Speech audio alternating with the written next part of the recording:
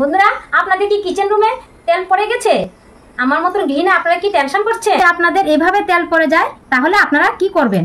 তো টেনশন নেই। তো আমরা গৃহিণীরা কি করি, এই যে কিচেন রুমে যে জায়গায় এই তেলটা পড়ে সেই জায়গায় আমরা কি করি, একটা কাপড় আনি, তারপর ডিটারজেন্ট পাউডার দিয়ে এই জায়গাটা মুছি। তারপরও কিন্তু জায়গাটা একটা তেলাক্ত ভাব হয়ে থাকে। তো আমরা যদি ভিজা শরীরে বা ভিজা পায়ে এসে জায়গাটা পাড়া দিই, তাহলে কিন্তু স্লিপ কাটার সম্ভাবনা থাকে। তো দেখুন, আমার কিন্তু এখানে ডিটারজেন্ট পাউডারও লাগবে না, আর এখানে কোনো কাপড় লাগবে না।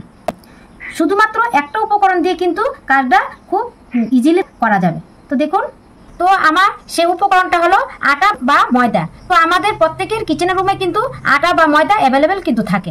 তো সেখানে কিন্তু অল্প আটা, আমি কিন্তু এখানে আটা নিয়েছি, আপনারা আটা বা ময়দা যে কোনো জিনিসটা একটা ইউজ করলে হবে। তো আমি সেখানে কিন্তু অল্প আটা দিয়েছি। তো আপনারা কিন্তু বলতে পারেন যে এখানে কিন্তু আটা কিছু পরিমাণে নষ্ট হচ্ছে। তো বেশি না, আমি অল্প 1 চামচের মতো আটা নিয়েছি। তো দেখুন, আমি সেই আটা দিয়ে কিভাবে তুলছি। দেখুন কি সুন্দরভাবে কিন্তু উঠে যাচ্ছে।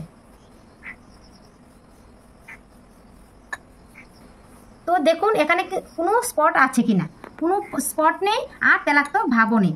তো এখানে কিন্তু কোনো বাচ্চারা ছোট ছোট করলে কিন্তু পা স্লিপ কাটবে না। সহজ হলো না? কি সুন্দর ইজিলি কাজটা কিন্তু কমপ্লিট হয়ে গেছে। তো এখানে কিন্তু আমার কোনো কাপড়ও লাগেনি, আর কোনো ডিটারজেন্ট পাউডারও লাগেনি। তো এখানে কিন্তু অল্প পরিমাণ আমার আটা নষ্ট হয়েছে। তো এখানে কিন্তু কোনো বাচ্চা বা কোনো মানুষ এসে যদি ছোটাছুটি করে, তাহলে কিন্তু পা কিন্তু কোনো স্লিপ কাটবে না।